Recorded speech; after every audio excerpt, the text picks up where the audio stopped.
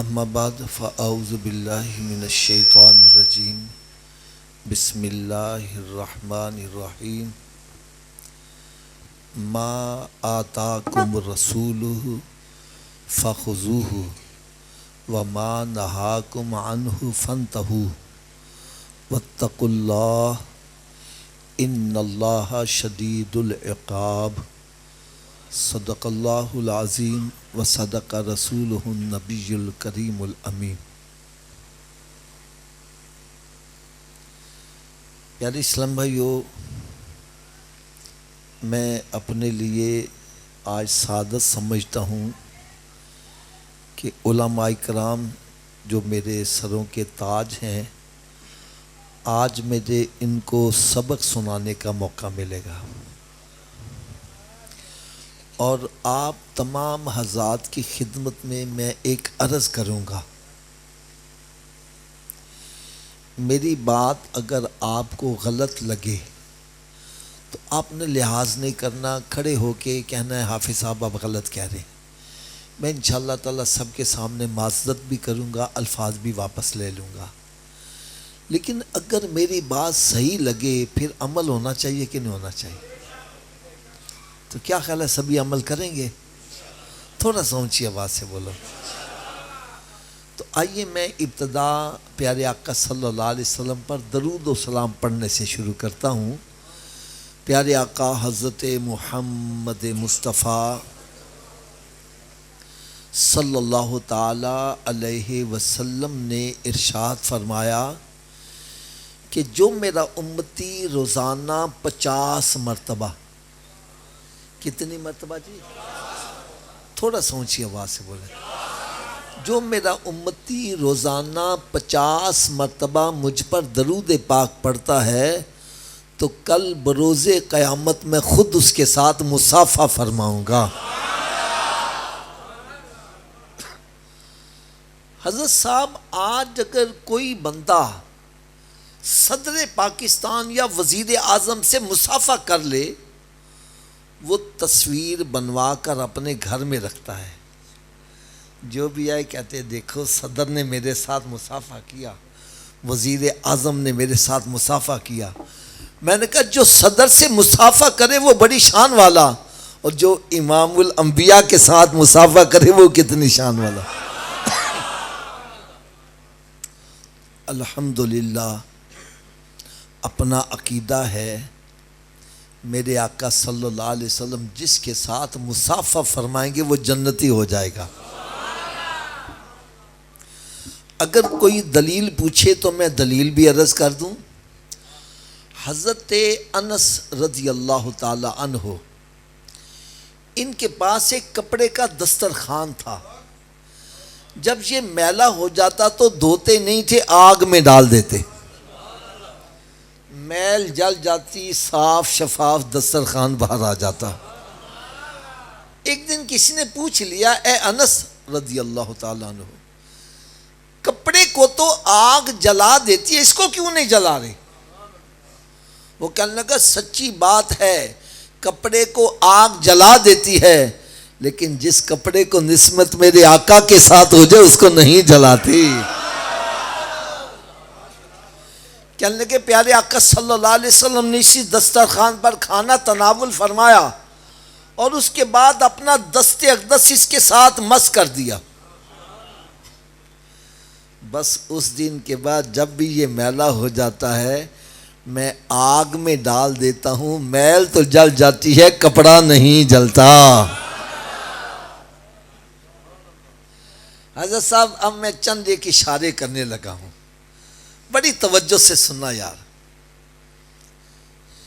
جس کپڑے کے ساتھ میرے آقا صلی اللہ علیہ وسلم کا دست اقدس تھوڑی دیر مس کر جائے اس کو آگ نہیں جلاتی، اس کو آگ۔ تو جس ماں کے شکم میں سرکار 9 ماہ تک جلوہ فروز رہے، اس ماں کی شان کا عالم کیا۔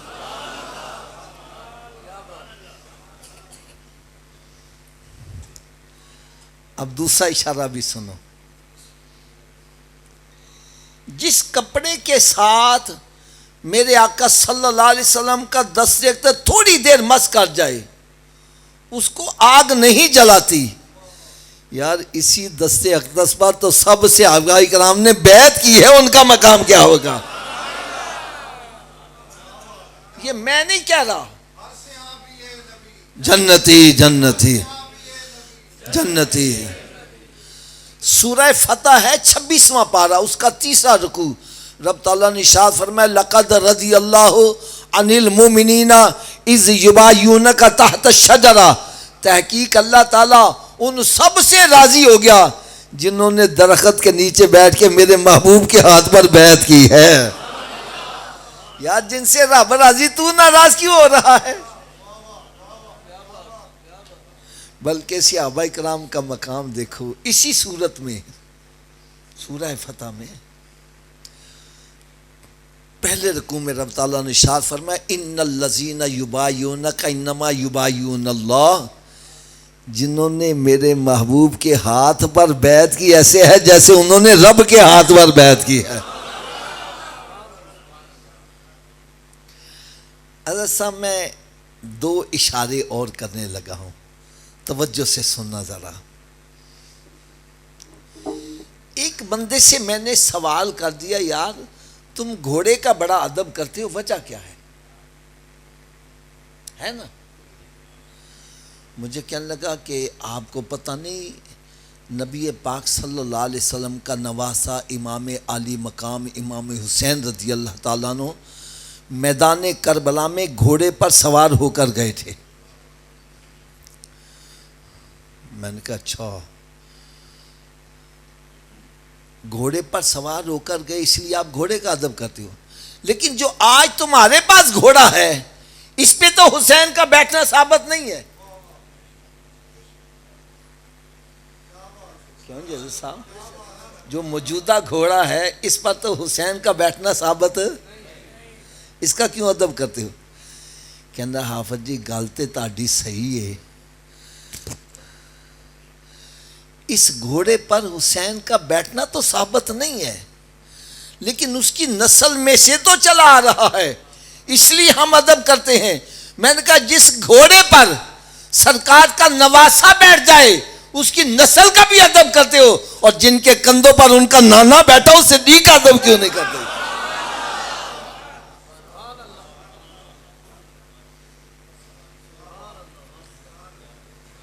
میں کہتا ہوں سنیو تھوڑا سا انصاف کیا کرو، ڈنڈی نہ مارا کرو یار، ڈنڈی نہ مارا کرو. جب مکہ فتح ہوا تو سرکار نے فرمایا آج مکہ معظمہ کو بتوں سے پاک کرنا ہے، سارے بت گرائے گئے. ایک بت بہت بڑا تھا، حضرت علی رضی اللہ عنہ عرض کرتے ہیں یا رسول اللہ آپ میرے کندھوں پر سوار ہو، اس کو توڑ دیں. سرکار نے فرمایا علی تو نبوت کا بوجھ نہیں اٹھا سکتا، تو نبوت کا بوجھ اونچی بول دو یار، تو نبوت کا بوجھ تو میرے کندھوں پر سوار ہو جا. لیکن یہ صدیق سے نہیں کہا، ان کے کندھوں پر سرکار سوار ہیں. یار علی کی منقبتیں پڑھتے ہو، پڑھو ضرور پڑھو، ہم ان کو ماننے والے ہیں، لیکن آخر میں اتنا تو کہہ دو یہ مقتدی کا مقام ہے، جو اس کا امام ہے اس کا مقام کیا ہوگا یار؟ کیوں جی صدیق اکبر کو امام میں نے بنایا یا آپ نے بنایا؟ کس نے بنایا؟ سرکار صلی اللہ علیہ وسلم. جن کے کہے سے ہم نے اللہ کو ایک مانا، ارے انہی نے صدیق اکبر کو سب سے صحابہ کرام کا امام بنایا ہے، اور امام ہوتا ہی وہی ہے جو مقتدیوں میں سب سے افضل اور اعلیٰ ہو. ایک اور سوال میں نے اس سے کر دیا، میں نے کہا یار ایک بندے کو اگر میدان کربلا میں دفن ہونے کی سعادت مل جائے، ایسے بندے کے بارے میں تمہارا کیا عقیدہ ہے؟ کہنے لگا ہوتے سیدھا جنتی. کیا؟ میں نے کہا یار ہم مقرر بندے ہیں، لوگ کہنے حوالہ دیو جی. ہم کیا حوالہ دیں گے؟ پوچھنے والی بات ہے حافظ صاحب. میدان کربلا وہ میدان ہے جس کی مٹی کے اندر سرکار صلی اللہ علیہ وسلم کے نواسوں کا خون شامل ہے، اور جس مٹی میں سرکار کے نواسوں کا خون شامل ہو جائے وہ مٹی اتنی عظمت والی، جو اس میں دفن ہو گیا سیدھا جنتی ہے۔ میں نے کہا یار جس مٹی میں سرکار کے نواسوں کا خون شامل ہو اس میں دفن ہونے والا جنتی ہے، اور جہاں ان کے نانا جلوہ فروز ہے ان کے پہلو میں لیٹنے والوں کا مقام کیا ہوگا؟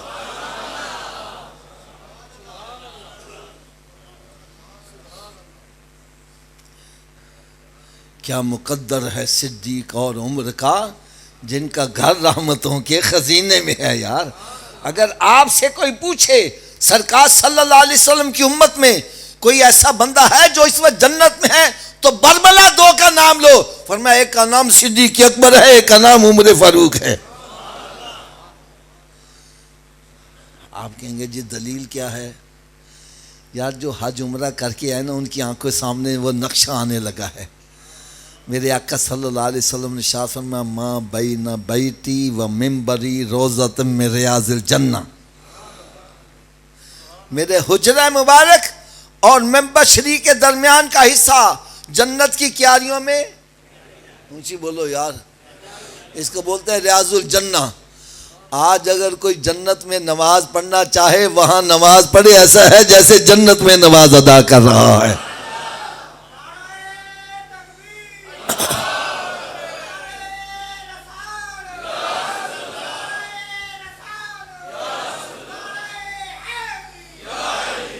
میں نے کہا حضرت صاحب یہ جنت کا ٹکڑا کیسے بن گیا؟ کہنے لگے سرکار فجر کی نماز پڑھانے کے لیے تشریف لا رہے ہیں، پھر واپس، پھر ظہر، پھر عصر، پھر مغرب، پھر عشاء۔ جس جگہ کو بار بار سونے آقا صلی اللہ علیہ وسلم کی قدم بوسی کا شرف ملا وہ جنت کی کیاریوں میں کیاری بن گئی، اور جہاں سرکار جلوہ فروز ہے اس جگہ کا مقام کیا ہوگا یار؟ ایسا ایک اس سلسلے میں ایک آخری بات کہہ دوں۔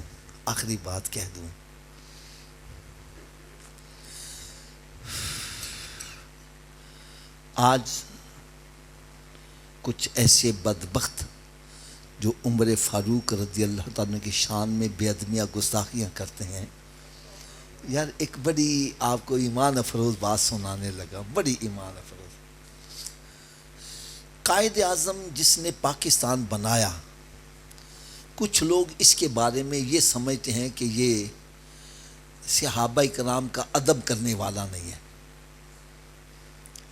ایک دن کسی نے اس سے سوال کر دیا کہ آپ کا عمر فاروق کے بارے میں کیا عقیدہ ہے؟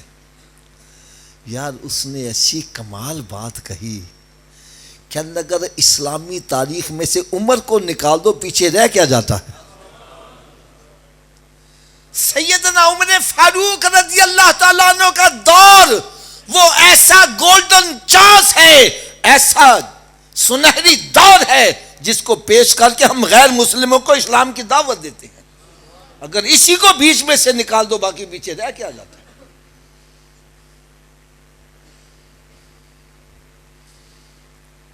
اس سے آگے میں کیا کہوں؟ میرے آقا صلی اللہ علیہ وسلم نے ارشاد فرمایا اگر میرے بعد نبوت کا سلسلہ جاری رہنا ہوتا تو وہ پھر عمر فاروق نبی ہوتے۔ ایک نبی کے اندر جو کمالات ہونے چاہیے وہ سارے کے سارے کمالات عمر فاروق میں موجود ہے، لیکن عمر نبی نہیں ہے۔ اس سے پتہ چلا میرے بعد نبوت کا دروازہ بند ہو چکا ہے، کوئی نبی نہیں ہے۔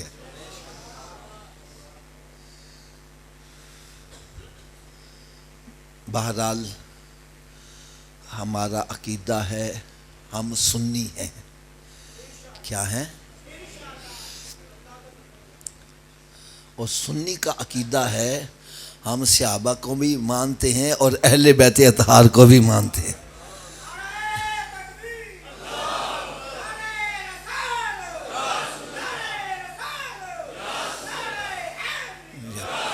لہٰذا میں تمام حضرات کی خدمت میں عرض کرتا ہوں اپنی محفل کا رنگ ایسے بنایا کرو کہ بیٹھنے والوں کو پتہ چلے ہم سنیوں کی محفل میں بیٹھے ہوئے ہیں، ہم دونوں کو ماننے والوں کی محفل میں بیٹھے ہیں۔ اللہ تعالی ہم سب کو عمل کی توفیق عطا فرمائے۔ ایک آپ کو اور بڑی پیاری بات سناؤں، بڑی آپ سنیں گے آپ کی طبیعت خوش ہو جائے گی۔ میں نے سب ایک دن ایسے بیٹھا سوچ رہا تھا کہ نماز کے اندر بھی تو درود پاک پڑھا جاتا ہے، پھر جب دعا مانگتے ہیں دعا کے اول آخر بھی، اذان میں اقامت میں جہاں میرے آقا صلی اللہ علیہ وسلم کا نام نامی آتا ہے درود پاک پڑھا جاتا ہے۔ حضرت صاحب میری طبیعت اتنا خوش ہوئی، اتنا خوش ہوئی، میں نے دیکھا جو 5 نمازیں باقاعدگی سے پڑھتا ہے وہ 50 مرتبہ درود پاک خود ہی پڑھ لیتا ہے۔ اس سے پتہ چلا جہاں 5 نمازیں پڑھنے والے کو اور انعام و اکرام سے نوازا جائے گا، وہاں ایک انعام یہ بھی ملے گا کہ میرے آقا صلی اللہ علیہ وسلم کے ساتھ مصافحہ کرنے کی سعادت بھی حاصل کر لے گا۔ اللہ تعالیٰ سے میں دعا کرتا ہوں اللہ تعالیٰ ہم سب کو 5 نمازیں با جماعت ادا کرنے کی توفیق عطا فرمائے اور کثرت کے ساتھ درود و سلام بھی پڑھنے کی توفیق عطا فرمائے۔ صلو علی الحبیب صلی اللہ۔ پیارے اسلامی بھائیو، حضرت موسیٰ علی نبینا و علیہ السلام یہ اللہ کے نبی بھی ہیں، رسول بھی ہیں اور کلیم اللہ بھی ہیں۔ کیا ہیں؟ اونچی بولو۔ کلیم اللہ سے کیا مراد ہے؟ یہ اللہ تعالیٰ سے ڈائریکٹ ہم کلام، ڈائریکٹ گفتگو کیا کرتے۔ آپ کوہ طور پر تشریف لے جاتے بغیر کسی فرشتے کے وسیلے کے، ڈائریکٹ اللہ تعالیٰ سے گفتگو کیا کرتے تھے، اس لیے آپ کا لقب ہوا کلیم اللہ۔ کیا ہوا جی؟ ایک مرتبہ رب تعالیٰ کی بارگاہ میں عرض کرتے ہیں مالک مولا میں تیرے ساتھ گفتگو کرتا ہوں، مجھے بڑا سرور آتا ہے، بڑا مزہ آتا ہے، بڑا لطف آتا ہے۔ اگر گفتگو کرنے میں اتنا مزہ ہے تو دیدار کرنے میں پتہ نہیں کتنا مزہ ہوگا۔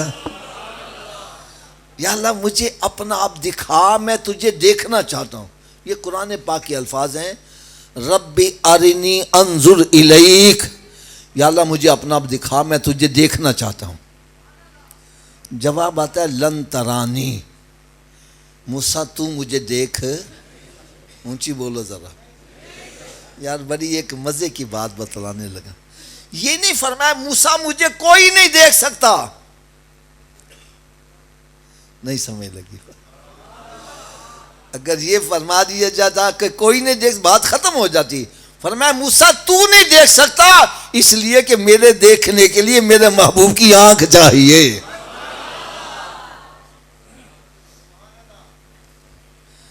موسیٰ تو مجھے دیکھ، اونچی بولو۔ عرض کرنے یا اللہ ضرور دکھا۔ رب تعالیٰ نے فرمایا چلو پھر ایسے کر لیتے ہیں، ہم پہلے کوئی ٹیسٹنگ کر لیتے ہیں، میں اپنے نور کی تجلی پہاڑ پر ڈالوں گا، فَإِنِ اسْتَقَرَّ مَكَانَهُ فَسَوْفَ تَرَانِي، اگر یہ اپنی جگہ برقرار رہ گیا تو پھر تو مجھے دیکھ لینا۔ عرض کرنے ٹھیک ہے یا اللہ میں راضی ہوں۔ رب تعالیٰ نے اپنے نور کی تجلی پہاڑ پر ڈالی، پہاڑ جل کے سرما ہو گیا اور موسیٰ علیہ السلام بے ہوش ہو گئے۔ جب ہوش میں آئے تو عرض کرتے ہیں یا اللہ میں تیرے نور کی تجلی کو برداشت، تھوڑا سا اونچی آواز سے بولو اور اونچی آواز سے بولو، میں تیرے نور کی تجلی کو برداشت۔ رب تعالیٰ نے ارشاد فرمایا موسیٰ میں تجھے ذرا اپنے محبوب کے امتی کی شان بتلاؤں۔ حضرت صاحب محبوب کی نہیں بلکہ محبوب کے امتی کی شان جب پتہ چلے گی تو پھر خود ہی فیصلہ کرو گے یہ شان خدمت گاروں کی سردار کا عالم کیا ہوگا۔ یا اللہ تیرے محبوب صلی اللہ علیہ وسلم کی امتی کی کیا شان ہے؟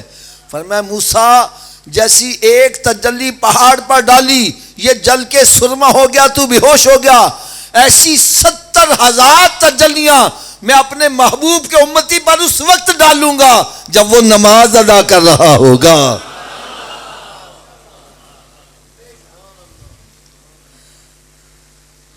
تو موسیٰ علیہ السلام دعا کیا کرتے ہیں؟ یا اللہ اس محبوب کا امتی مجھے بھی بنا دے۔ حضرت صاحب ذرا غور کرنا یار، دعا کون مانگ رہا ہے؟ جو اللہ کا نبی بھی ہے، رسول بھی ہے، کلیم اللہ بھی ہے، پھر دعا مانگ رہا ہے یا اللہ مجھے محبوب کا امتی بنا دے۔ اور ہم نے دعا بھی نہ مانگی، رب نے پیدا ہی محبوب کا امتی بنا کے کر دیا۔ شکر خدا محمدی ہم کو بنایا امتی، اور کس کو ملا یہ مرتبہ، صلی علی نبینا صلی علی محمد۔ اب میری اگلی بات آپ نے سننی ہے، یہ سمجھو دل کے کانوں سے سننی ہے، اور فیصلہ بھی آپ نے کرنا ہے۔ اور میرا خیال ہے کہ جو آپ خود فیصلہ کرو، اس فیصلے پر خود بھی عمل ہونا چاہیے کہ نہیں ہونا چاہیے؟ ہاں، سب آپ بتلائیے گا۔ آپ کے اس محلے کے اندر میں مثال دے رہا ہوں، ایک لڑکا آوارہ گرد، تھڑے پہ بیٹھ کے اڈی کھڈا کھیلنے والا، آتے جاتے بندوں پر آوازیں کسنے والا، گالی گلوچ کرنے والا، الیکشن میں کھڑا ہو جاتا ہے، کامیاب ہو جاتا ہے، آگے چل کے وہ منسٹر بن جاتا ہے۔ مسجد میں بیٹھے، سچی بات، حضرت جی کیا منسٹر بن کے بھی تھڑے پہ بیٹھے گا؟ اونچی بولو یار۔ اڈی کھڈا کھیلے گا، منسٹر بن کے آوازیں کسے گا؟ اب کیوں نہیں کسے گا؟ بولو تو صحیح یار۔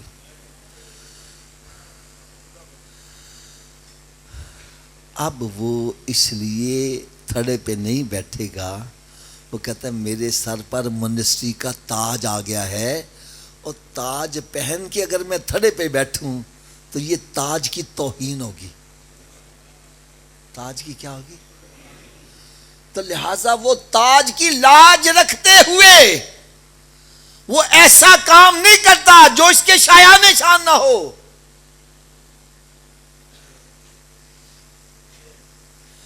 حضرت صاحب میرا عقیدہ پتہ کیا ہے؟ لاکھوں منسٹروں کے تاج ایک طرف ہوں، میرے آقا کی غلامی کا تاج سب سے افضل اور اعلیٰ ہے۔ آپ اس پر اتفاق کرتے ہو؟ لاکھوں منسٹروں کے تاج ایک طرف ہوں، سرکار کی غلامی کا تاج سب سے افضل اور اونچی بولو، افضل اور۔ اب میں ہاتھ باندھ کر ایک بات کہنے لگا ہوں، یار منسٹر کے سر پر تاج آئے، وہ تھڑے پہ نہ بیٹھے، اور ہمارے سر پر سرکار کی غلامی کا تاج، اور ہم جوا کھیل رہے ہیں، شراب پی رہے ہیں، پکے سگریٹ پی رہے ہیں، پاؤڈر پی رہے ہیں، سرکار کی غلامی کا تاج سر پر ہے اور گالیاں نکال رہا ہے۔ سرکار کی غلامی کا تاج سر پر ہے، داڑھی منڈا کے گندی نالی میں بہا رہا ہے۔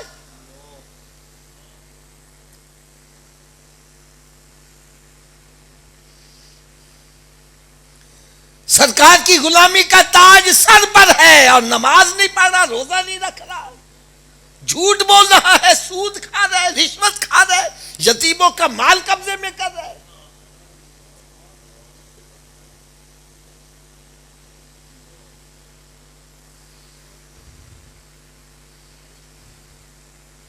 میں غلط ہوں بھائی، میری جھولی کے اندر ڈال دو۔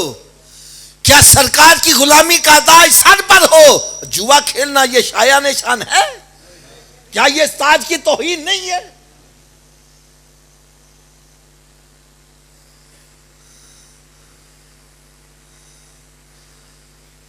سرکار کی غلامی کا تاج صحابہ کرام نے پہنا، ان کے کردار کو دیکھ کر غیر مسلم کلمہ پڑھ کے مسلمان ہو رہے ہیں۔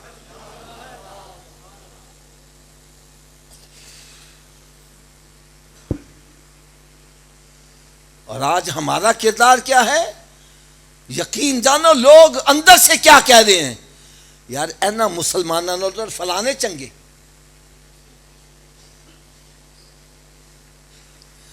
ابھی حضرت صاحب چند دن پہلے میں مدینہ شریف حاضری دے کے آیا ہوں، وہاں پر حضرت صاحب ایک سید زادے مجھے ملے بریلی شریف کے۔ یقین جانو کہ ان کی بات نے مجھے رلا کے رکھ دیا یار۔ مجھے کہنے لگے حافظ صاحب آپ مدینہ شریف سے واپس پاکستان جا رہے ہو اور پاکستان جا کے میرے نبی کے مدینے کو بدنام نہ کرنا. مدینہ شریف سے ہو کے آیا چھرا اور تیز کر لیا ہے. مدینہ شریف سے ہو کے آیا نماز نہیں پڑھ رہا, روزہ نہیں رکھ رہا, زنا کر رہا ہے, شراب پی رہا ہے.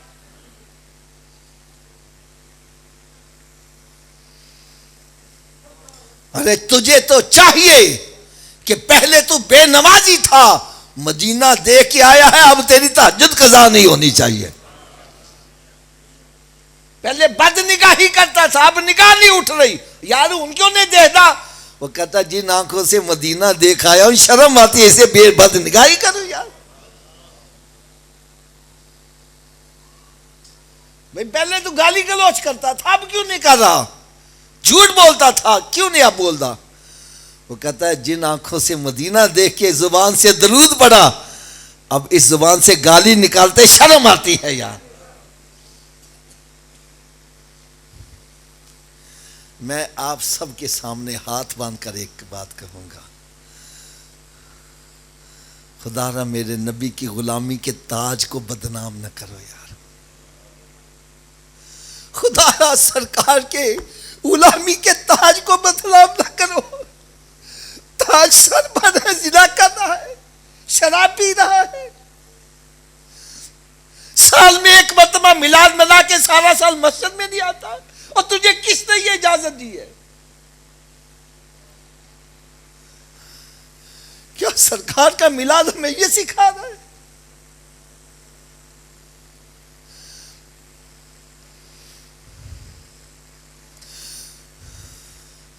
یار ایک موٹر مکینک ہے, موٹر مکینک, گاڑیاں ٹھیک کرنے والا, دیکھا ہوگا آپ نے, اس کا گندے مندے لباس ہوتا ہے, پیٹرول بھی پڑا ہوا ہے, ڈیزل بھی پڑا ہوا ہے, مٹی بھی لگی ہوئی ہے. جس کی گاڑی خراب ہو جائے نیچے گھس کے گاڑی صحیح کر رہا ہے.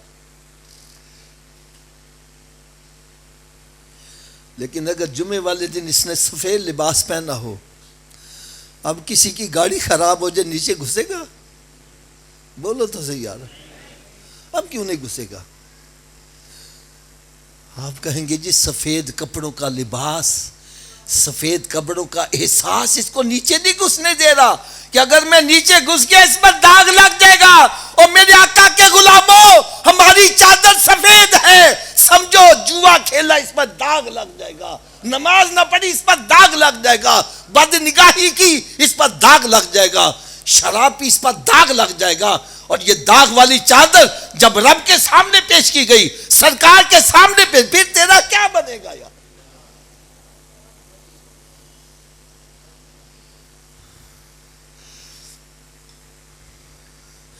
میاں محمد رحمت اللہ تعالی علیہ فرماتے ہیں, چٹی چادر عملہ والی داغ نہ لائیو جنیاں, حشر دیارے پھر نہ کی, ہائے ربا کی بنیا ہے.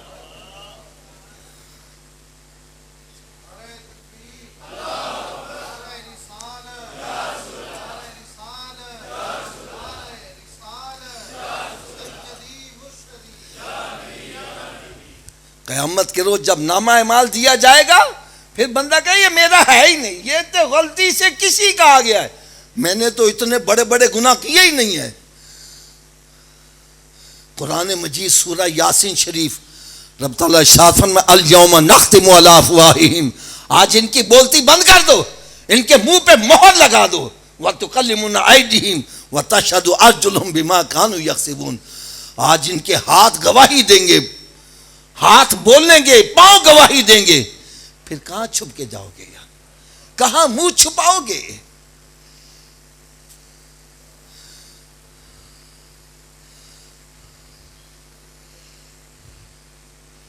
اور ایک بات میں اور آپ کو بتلا جاؤں, انسان جتنی بھی ہیرا پھیری کرتا ہے, چوریاں ڈکیتیاں کرتا ہے, اولاد کے لیے کرتا ہے. میں صحیح کہہ رہا ہوں غلط کہہ رہا ہوں؟ تو دوستان نو راضی کرنے واسطے شراب پیندا ہے, پکے سگرٹ پیندا ہے, اور کہنے آسا نہ سگرٹ, اوئے مت گھبرا, اسی تیرا ساتھ لے, اسی تیرے نال مران گے. یار مسجد میں بیٹھو, سچی گال کرنا, جدو مر جانا پھر نال مرتے نے، پھر کہنے لے چلو کتے بو نال لگ پہ پھر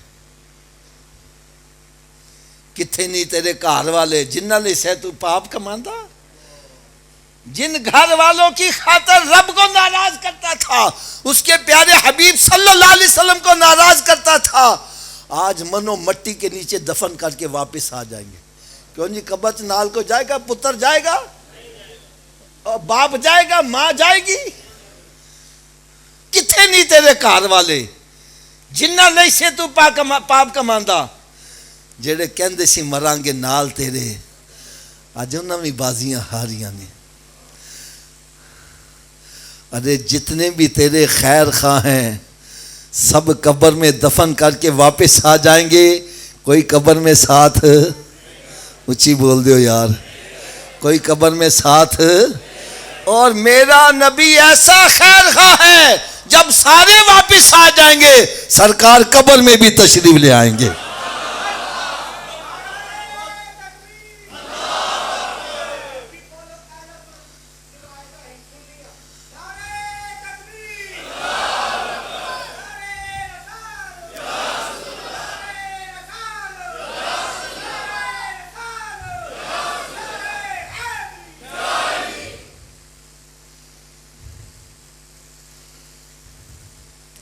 اور میدان محشر میں جب ماں اکلوتے کو چھوڑ کر بھاگ رہی ہوگی، سرکار وہاں بھی کرم نوازی فرمائیں گے۔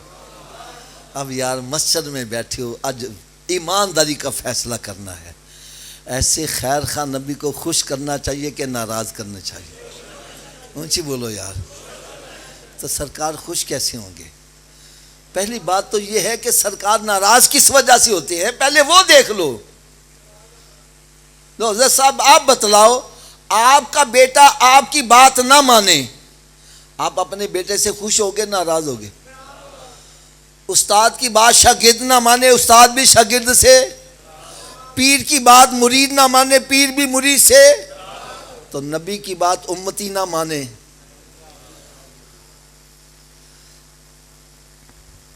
بھائی میں قرآن کی آیت پڑھ کے سنانے لگا ہوں، آیت غلط ہو، ترجمہ غلط ہو، حوالہ غلط، میں مجرم۔ اور اگر آیت بھی صحیح ہے، ترجمہ بھی صحیح، حوالہ بھی صحیح، پھر قرآن پر عمل کرنا چاہیے کہ نہیں کرنا چاہیے؟ کرو گے؟ سورہ حشر ہے 28واں پارہ، پہلا رکوع، رب تعالیٰ نے ارشاد فرمایا ما آتاکم الرسول فخذوہ، میرا محبوب جو تمہیں دے دے وہ لے لیا کرو، وَمَا نَهَاكُمْ عَنْهُ فَانْتَهُوا، اور جس سے میرا محبوب منع کرے باز آ جایا کرو، وَاتَّقُوا اللَّهَ، اللہ سے ڈرو، اگر ایسا نہیں کرو گے اِنَّ اللَّهَ شَدِيدُ الْعِقَابِ، اللہ تعالیٰ کا عذاب بڑا سخت ہے، اس عذاب سے تم بچ نہیں سکتے۔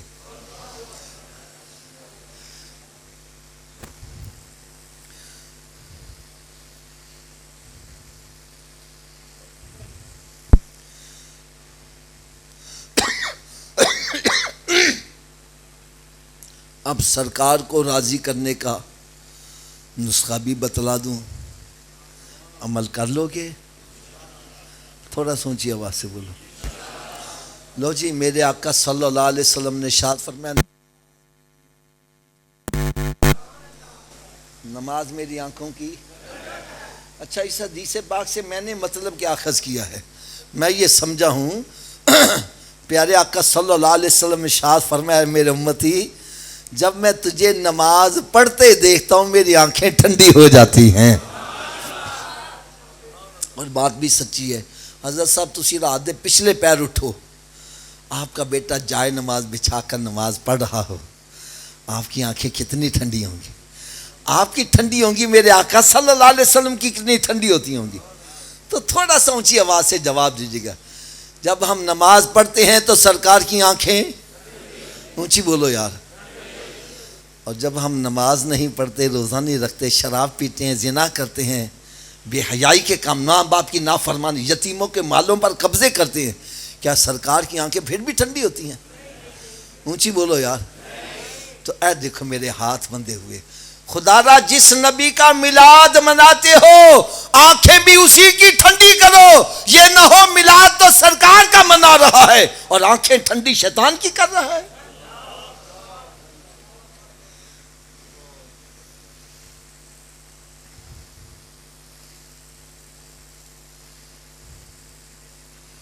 میں نے ابتدا میں کہا تھا فیصلہ میں نے آپ سے کروانا ہے. لو حضرت صاحب آپ نے فیصلہ کرنا ہے. آپ کے والد صاحب یا آپ کے پیر و مرشد آپ کے لیے مدینہ شریف سے تحفہ لائیں. وہ ٹوپی بھی ہو سکتی ہے, تسبیح بھی ہو سکتی ہے, جائے نماز بھی ہو سکتا ہے. اگر آپ اس تحفے کو ضائع کر دو, تحفہ لانے والا آپ سے خوش ہوگا ناراض ہوگا؟ تھوڑا سا اونچی آواز سے بولو. آپ بھی بولو یار, کیا ہو جائے گا؟ تو اس سے پتہ چلا جو تحفہ مدینہ شریف سے لایا جائے, جو اس کی قدر نہ کرے, لانے والا ناراض ہو جائے گا. یار کبھی سوچا ہے نماز کہاں کا تحفہ ہے؟ یہ تو لامکانوں کا تحفہ ہے. یہ تحفہ بھیجنے والے رب العالمین ہیں اور لانے والے رحمت للعالمین ہیں. جو اس تحفے کو ضائع کر رہا ہے, رب اس سے راضی ہو جائے گا؟ اونچی بولو یار. سرکار راضی ہو جائیں گے؟ تو ہم یہاں آئے کاہے کے لیے؟ ہمارا یہاں آنے کا مقصد کیا ہے؟ ہمارا مقصد یہ ہے ہم سے رب بھی راضی ہو جائے, اس کا رسول بھی راضی ہو جائے. اگر چاہتے ہو دونوں راضی ہو جائیں تو پھر نماز کی پابندی. چلو ابھی بھی سمجھ نہیں آ رہی, اور میں آسان بات کر دوں. لو حضرت صاحب آپ نے فیصلہ کرنا ہے. مکان ہے آپ کا اپنا. کیا میں نے کہا؟ اس کو لگا ہوا ہے تالا, بغیر چابی کے گھر میں داخل ہو جاؤ گے؟ تھوڑا سا اونچی آواز سے بولو. بغیر چابی کے گھر میں داخل ہو جاؤ گے؟ اگر بغیر چابی کے تو اپنے گھر میں نہیں جا سکتا, بغیر چابی کے جنت میں کیسے چلے جاؤ گے؟ آپ کہیں گے جی جنت کی چابی کیا ہے؟ تو میں کہوں گا بھائی مجھ سے نہ پوچھو, جس نبی کا میلاد منانے آئے ہو انہیں سے پوچھ لو جنت کی چابی کیا ہے. تو میرے آقا صلی اللہ علیہ وسلم نے ارشاد فرمایا الصلاۃ مفتاح الجنہ, نماز جنت کی چابی ہے. نماز جنت کی. حضرت جی تسی دسو بغیر چابی دے جنت دا تالا کھول لو گے؟ تسی دسو جی چابی دا بندوبست مرن تو بعد کرنا ہے کہ پہلے کرنا ہے؟ تو پھر کر دے کیوں نہیں؟ میں غلط ہوں, میری جھولی میں ڈال دو. جب آپ تسلیم کر رہے ہو, خود ایڈمٹ مسجد میں بیٹھ کے تسلیم کر رہے ہو کہ چابی کے بغیر ہم جنت کا تالا, اور چابی کا بندوبست بھی مرنے سے پہلے ہو سکتا ہے, مرنے کے بعد. تو پھر جب مسجد سے آواز آتی ہے حی علی الصلاۃ, آؤ چابی کے لیے. کیوں بیٹھا گپے مار رہا ہے؟ کیوں بیٹھا فلمیں ڈرامے دیکھ رہا ہے؟ کیوں بیٹھا کاروبار کر رہا ہے؟ ارے تجھے چاہیے سب کام چھوڑ کے مسجد کی طرف آ. کوئی پوچھے بابا جی کدھر جا رہے جے؟ بتلا میں جنت کی چابی لینے جا رہا ہوں. کیا لینے جا رہا ہوں؟ اونچی بولو.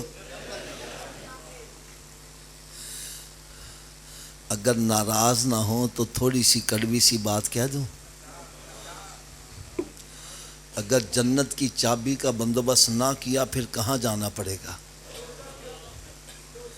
کہ دوزخ کی آگ برداشت کر لو گے؟ ابھی چند دن پہلے ہمارے علاقے میں بارشوں کی وجہ سے ٹرانسفارمر جل گئے. وابڈا والوں نے کہا جی 3 دن تک بتی نہیں آئے گی. یار لوگ گھر چھوڑ کے اپنے رشتہ داروں کے ہاں چلے گئے. میں نے کہا اگر دنیا کی گرمی برداشت نہیں کر سکتا دوزخ کی آگ کیسے برداشت کرو گے یار؟ کیوں جی دوزخ کی آگ برداشت ہو جائے گی؟ اونچی بولو. اگر نہیں کر سکتے پھر دوزخ سے بچنے کے لیے جنت کا بندوبست. چلو حضرت جی تسی فیصلہ کر دیو, کیا ہر چابی ہر تالے کو لگ جاتی ہے؟ اس کی کیا وجہ ہے؟ چلے وجہ بھی میں بتلا دوں. اصل میں تالے کے اندر ہوتے ہیں لیور. جتنے لیور کا تالا ہوگا چابی کو اتنے دانتے پڑے ہوں گے تو چابی گھومے گی. ایسے ہی ہے نا جی؟ اللہ اللہ اللہ, چابی گھومے گی تو تالا کھلے گا نا. آؤ آج میں آپ کو یہ بھی بتلا دوں, جو جنت کو تالا لگا اس کے 5 لیور ہیں. کتنے لیور ہیں؟ پہلے لیور کا نام ہے فجر, دوسرے کا نام, تیسرے کا, چوتھے کا, 5ویں کا. حضرت جی جو ایک نماز پڑھتا ہے ایک دندہ پا رہا ہے تالا کھل جائے گا؟ 2 سے 3 سے حضرت جی 4 نال تے کھل جائے گا، کتنے نال کھلے گا؟ تو پھر آج کے بعد کتنی نمازیں پڑھنی ہیں؟ سب کی آواز نہیں آ رہی. یہ سب کی آواز پتہ کیوں نہیں آ رہی؟ حافظ جی 5 پڑھیں گے کیویں؟ تو چلو نسخہ بھی میں بتلا دیتا ہوں، میرے نسخے پر عمل کرو، سارے نمازی بن جاؤ گے. اب کر لو گے عمل؟ لو جی نسخہ صرف اتنا ہے، اگر یہ وجود نماز نہ پڑھے، کہ میں آکھیا حضرت جی اگر یہ وجود تو اس وجود نو رب دا رزق نہ کھواؤ، نہ روٹی کھواؤ تے نہ پانی پیاؤ. حضرت جی گل بھی میں سچی کر رہا ہوں، جیڑا وجود رب دے کے نہیں چکتا، کیا اس قابل ہے کہ رب دا رزق کھوایا جائے؟ روٹی سامنے رکھی اپنے منہ چ تے نہیں جانی، پھڑ کے لے جاؤ، مت لے جاؤ. اے روٹی منگے بولو نہیں، پہلے نماز پھر بعد چ روٹی. کی خیال ہے نمازی بن جائے گا کہ نہیں بنے گا؟ تو اس نصیحت تے عمل کیڑا کرے گا؟ سارے ہاتھ اونچا چوک کے بلند آواز نال انشاءاللہ دا نعرہ لا دیو. آج کے بعد ہماری کوئی نماز قضا نہیں ہوگی، رمضان شریف کا روزہ بھی نہیں چھوڑیں گے، سرکار صلی اللہ علیہ وسلم کی سنت پر عمل کریں گے. یار سچی گل دسنا، اسی سارے نمازی بن جائیے. میرے آقا کنا خوش ہوں، اے جے میرے آقا دا میلاد، اے نہیں آئے 2-4 نعتاں سنیاں، ہاتھ لائے، لنگر کھادا تے مچھاں نوں تا دیندے آ گئے. ایتھے آؤ اپنے رخ مدینے شریف وال کر کے جاؤ. ہن نسخے دی سویر دی ڈوز بھی سن لو. سویر دی خوراک کرنے ناشتے تو پہلے کہ ناشتے تو بعد؟ اے بھائی ناشتے تو پہلے آ لیے. اونی دیر تک ناشتہ نہیں کرنا جنی دیر نماز فجر نہ پڑھ لو. پہلے نماز پھر ناشتہ. کی میں آکھیا جی؟ ایک بندہ کہنا صبح اٹھن لگا دیر ہو جائے تے میں نے کہا نہ پڑھن نہ لو، بہتر ہے پڑھ لو. اور سویرے اٹھ کے منہ ہاتھ دھوندے جانا تے وضو کر لو، 2 سنت 2 فرض پڑھ لو. فجر دی پڑھ لو گے باقی پڑھنی آسان. فجر دی رہ جائے شیطان کہتا اچھا ہن کل تو پڑھاں گے، نہ کل آوے تے نہ نماز پڑھ پاوے.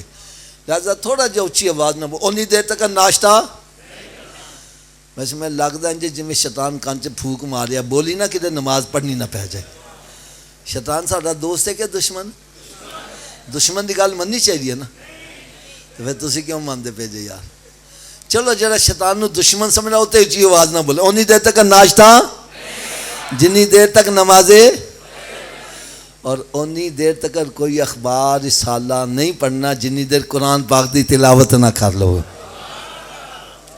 یار اپنے قرآن سے نظر تے مارو، کنے مہینے گزر گئے کسی نے قرآن کھول کے پڑھیا ہوئے؟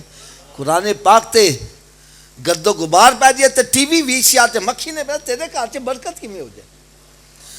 میرے آقا صلی اللہ علیہ وسلم نے ارشاد فرمایا اپنے گھروں کو قبرستان مت بناؤ، اپنے گھروں کو ویران مت کرو. ارے گھر بندوں سے آباد نہیں ہوتے، گھر تلاوت کلام پاک سے آباد. رات کی ڈوز یہ ہے کہ اتنی دیر تک سونا نہیں جتنی دیر 5 نمازیں پوری نہ کر لو. سونے والے رب کو سجدہ کر کے سو، کیا خبر اٹھے نہ اٹھے صبح کو. یار آخر میں 2 باتیں میں صرف کروں گا، صرف 2 باتیں. پہلی بات، ہم سرکار کی آمد کی خوشی میں چراغاں کرتے ہیں، گلیاں سجاتے ہیں، گھر سجاتے ہیں، مسجدیں سجاتے ہیں. کرنا چاہیے، اس سے بڑی کوئی خوشی ہے ہی نہیں. میں اس کے حق میں ہوں. لیکن ہاتھ باندھ کے ایک بات کہوں گا، ہم سرکار کی آمد کی خوشی میں چائنا کی لڑیاں لٹکاتے ہیں اور سرکار کی لڑیاں کٹوا کے گندی نالی میں بہاتے ہیں.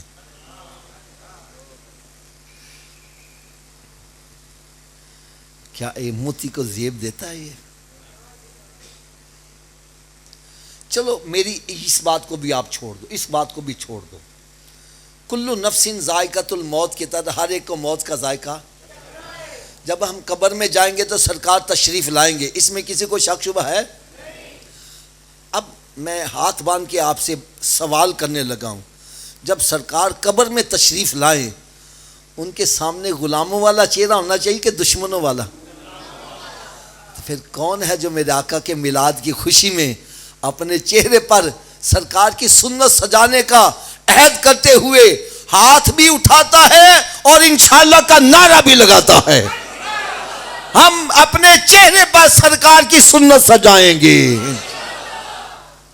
دوسری بات یار نا، ہاتھ باندھ کر میں عرض کروں گا، آج کے اس محفل میلاد سے صرف ایک آپ نے پیغام لے کے جانا ہے، ایک احساس لے کے جانا ہے کہ میرے سر پر سرکار کی غلامی کا تاج ہے، تو میں تاج کو بدنام نہیں کروں گا، اس کی عزت کا خیال رکھوں گا۔ بس اتنی سی میری بات ہے۔ جب بھی آپ گالی نکالنے لگو سوچو اس تاج پر کوئی حرف تو نہیں آئے گا۔ جب شراب پینے لگو، میں یقین جانو آپ کو صحیح بات بتلا رہا ہوں، میرے بیانات الحمدللہ پوری دنیا میں سنے جاتے ہیں، سوشل میڈیا پر۔ یار انگلینڈ سے فون آتا ہے، حافظ صاحب ہم شراب پینے جا رہے ہوتے ہیں، آپ کا بیان سامنے آتا ہے، واپس آ جاتے ہیں، شراب نہیں پیتے۔ یار یہ ہے اصل کمائی۔